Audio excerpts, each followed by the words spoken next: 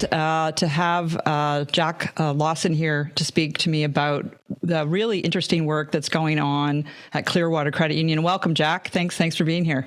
Yeah, thanks for having me. I'm happy to be here. So would you please give a bit of your title, tell us about a bit of your background, and also what Clearwater Credit Union is about? Yeah, my job title is President, Chief Executive Officer of Clearwater Credit Union.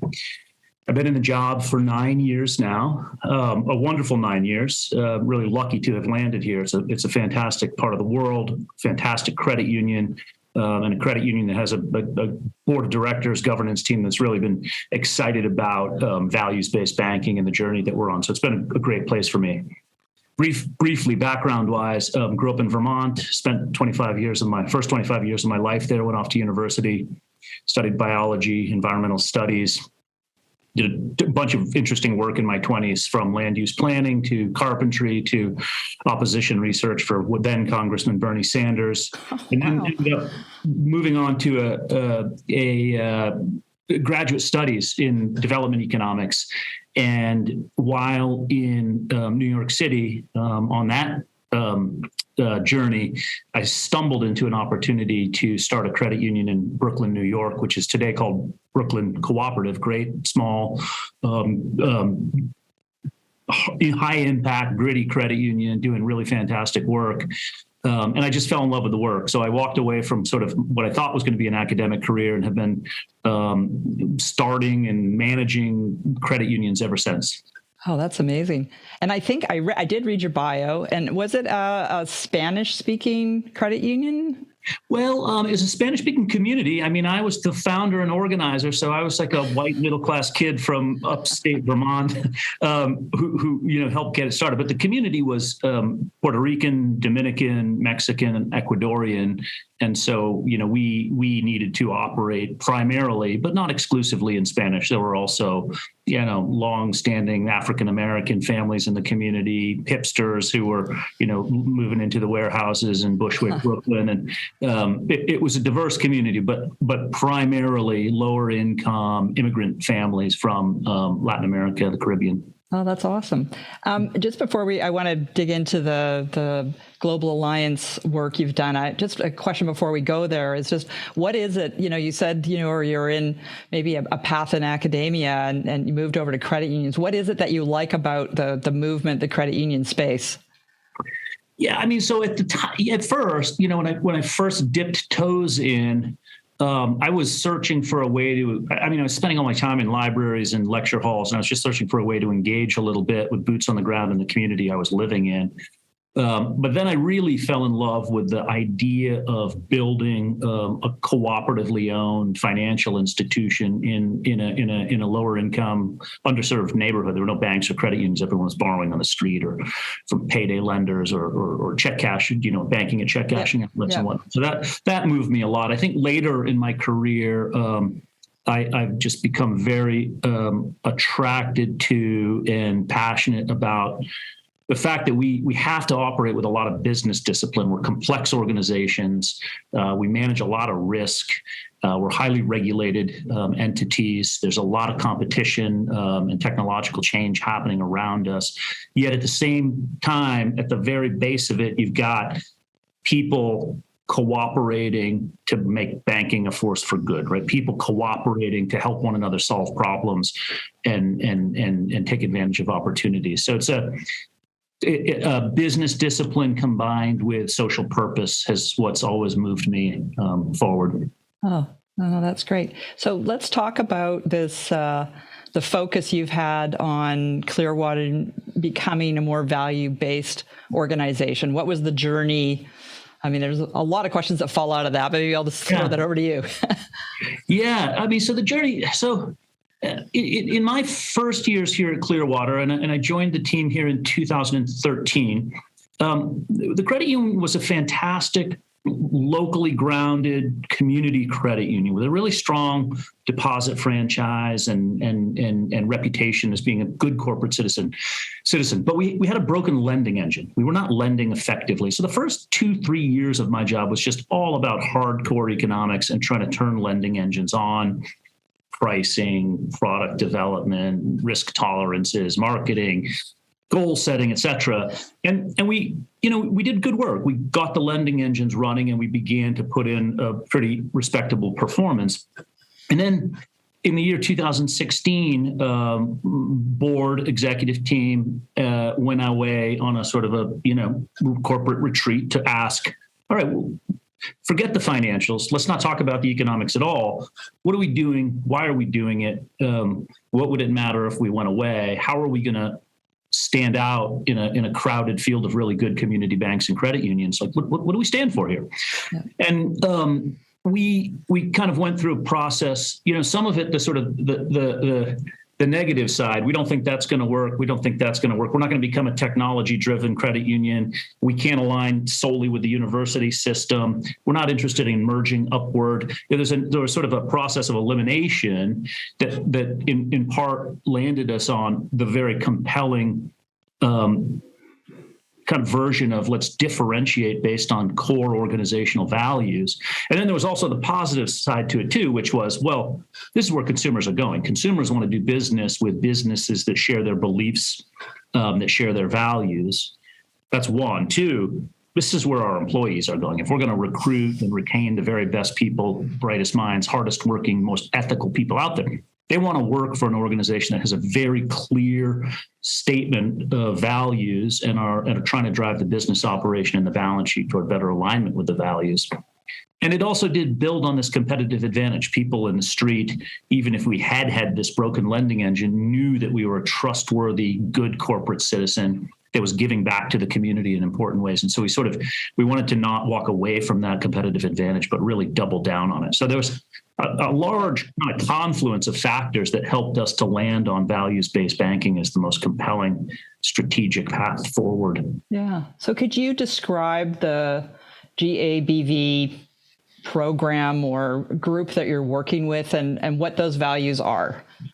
I'll start with GABV. GABV is a network of banks, credit unions, and some microfinance entities spread across the world.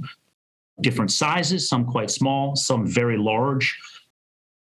Different ownership structures, some not-for-profit cooperatives, some privately held by a large number of investors, some privately held by a single investor, and obviously all working in different regulatory environments: Africa, Asia, Australia, Latin America, North America. But what we share is a strategic commitment to what we call the principles of values-based banking. Those principles sort of are built around being member or client-centric if you're a bank, and really focusing in on the needs of the people that you're serving. Long-term resilience, that is not being hyper-focused on short-term transactional gains, but really trying to build programs and balance sheets that can weather external storms and are around for the long haul. Embeddedness in local economy, getting as much of our balance sheet as connected to the real economy as possible. Putting resources and balance sheet towards social and environmental impact, going beyond traditional banking products and services and into some game-changing, world-changing products and services. And then 5, the 5th principle is culture, ensuring that all of those principles are embedded in the culture of our organizations. And I missed one, I'm sorry, transparency. While we all, practice transparency at some regulatory minimum, we also go well beyond, whether that's publishing compensation metrics or sharing the carbon output of and impact of our balance sheets. We all go well beyond kind of transparency norms and minimums, if you will. So that's GABV. It's a network of bankers and banking institutions that come together to really focus in on these strategic principles of values-based banking.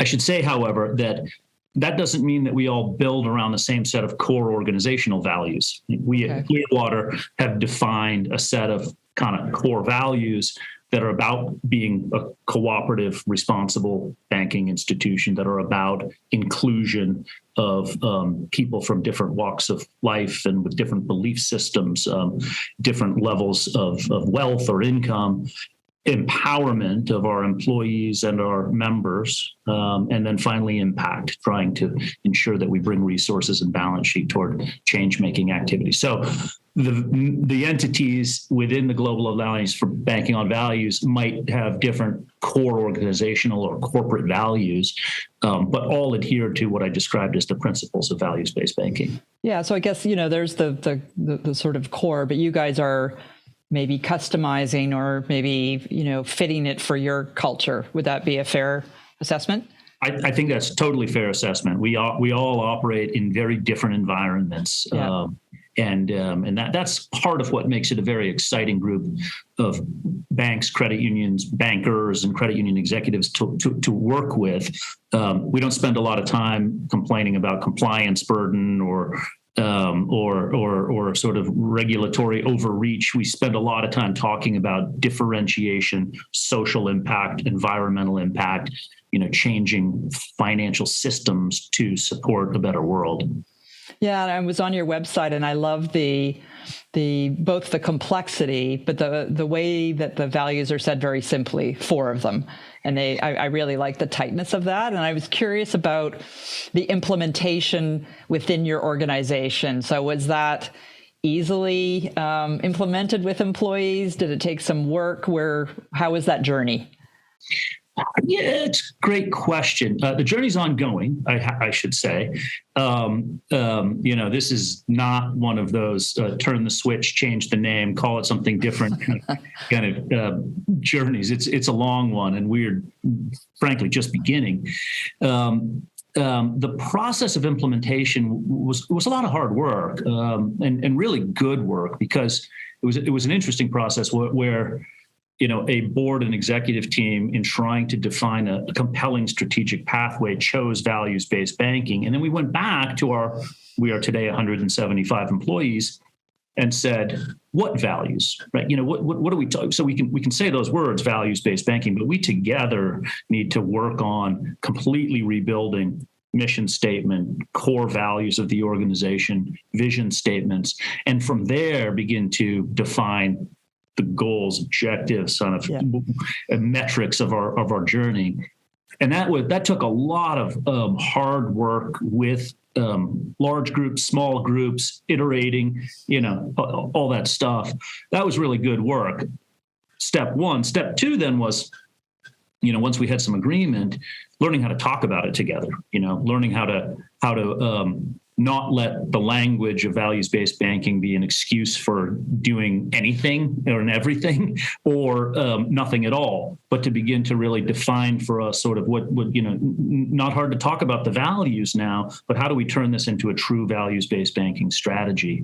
And we then kind of began to find ways to get clear about those definitions of values and move the balance sheet and the business operation toward what we felt were and do feel are closer and closer alignment with those values. Even if we get a degree of, turn a year, we feel like that's success for us.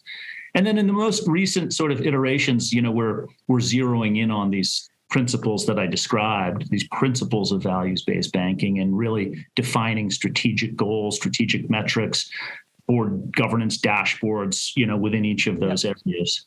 So that's how we've been implementing. And of course, all the while attending to the nuts and bolts of delivering credit cards to people, servicing a mortgage loan portfolio, doing good ALM management. I mean, all the fundamentals don't go away. The fundamentals are the core. Yeah. And on top of it, we're trying to build more social purpose. Yeah. What would you think is the biggest benefit? I know it's a process and you're still implementing, but what would you say is the biggest benefit so far that you've seen by these values? I think that the couple of biggest benefits, the biggest benefit writ large, I have to say, I think, is just strategic clarity. Our strategy, you talk to anyone inside our organization and they will be able to talk to you about just what our strategy is and why. And that's really important. I mean, that gives people common language, common sense of purpose, a sense of ownership of what we're doing that goes beyond, balancing the teller drawer day in, day out.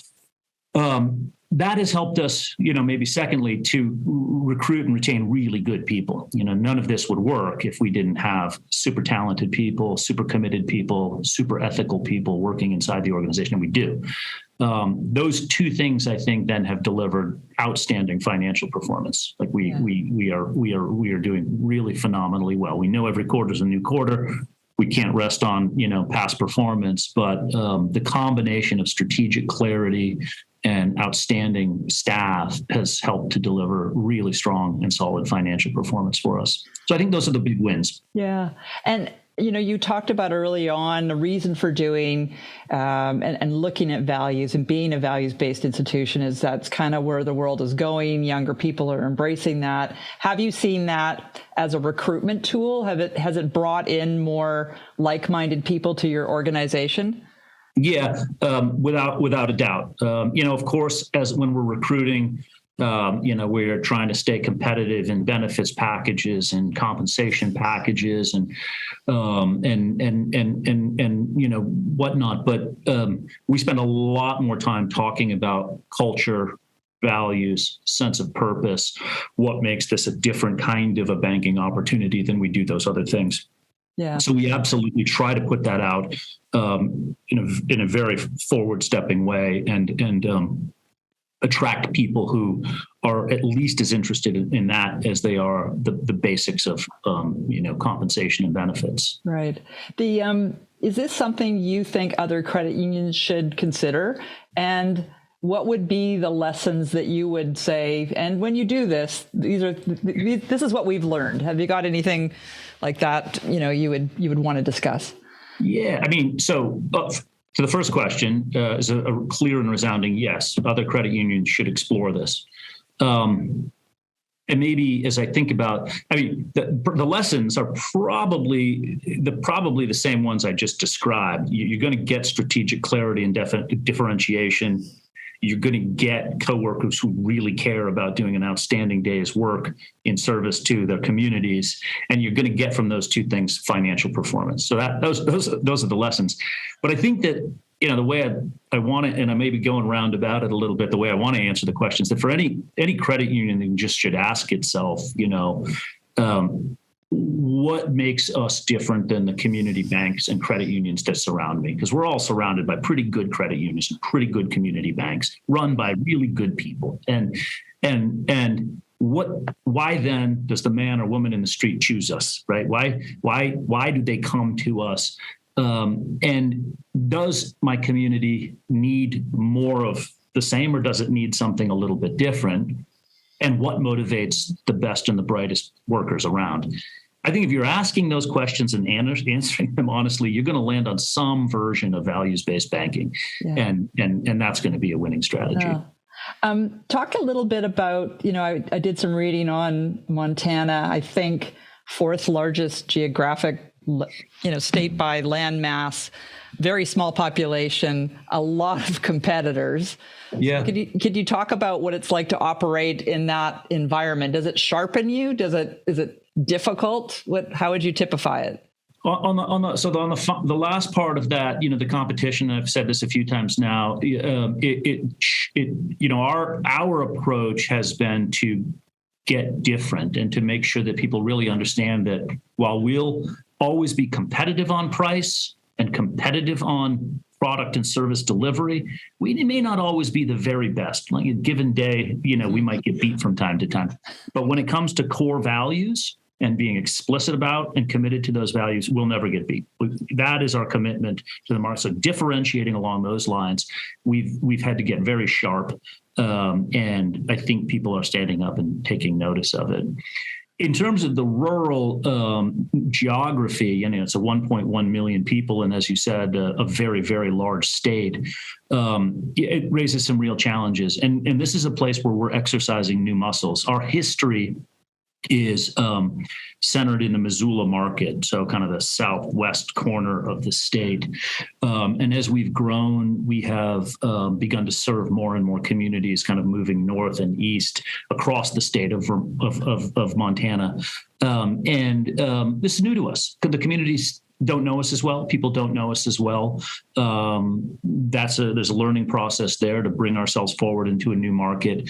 And describe what makes us different, why we're trustworthy, how we want to make a difference, and it has tested us in terms of our own internal culture. It's a lot more, when you can't gather for an all-staff meeting, or you need to think about new communication systems and how to do recognition and gathering and meetings in distant places.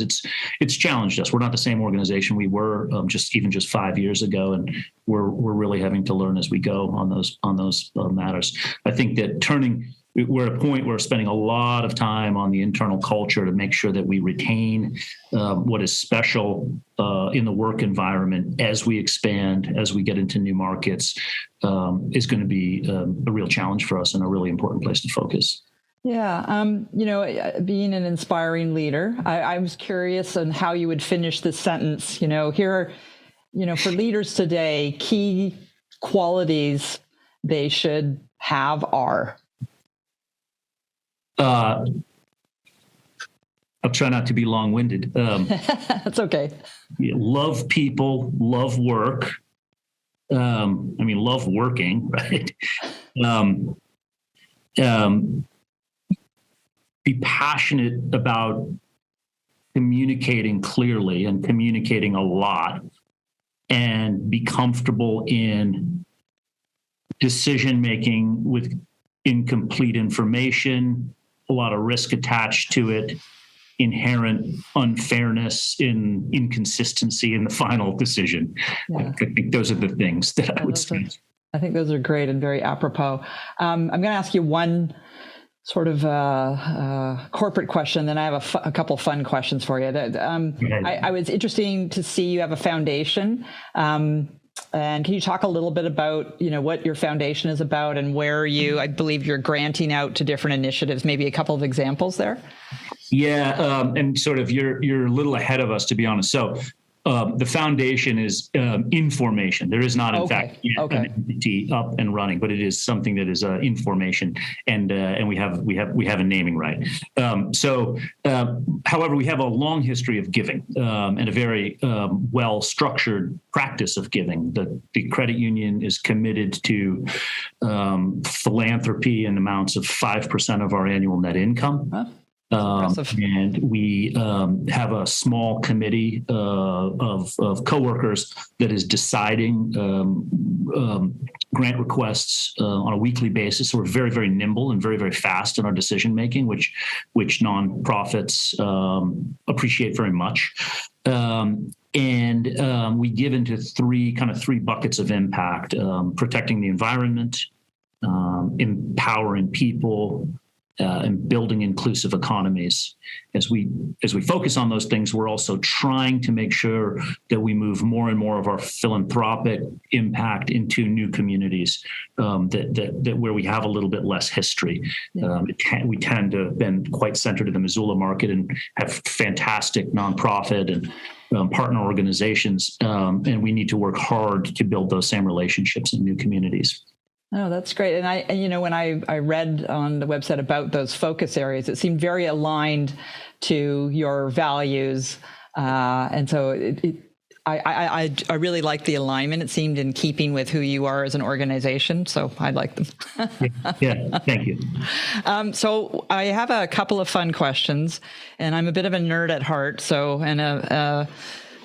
Given it's a credit union topic, I have a little vault here where I put they're gold, these questions, so they go in the vault, and I have a very tough code to remember, 3 zeros, I think it is. So here we go. So here's the questions. I have two for you. What have you spent the most hours playing as a game?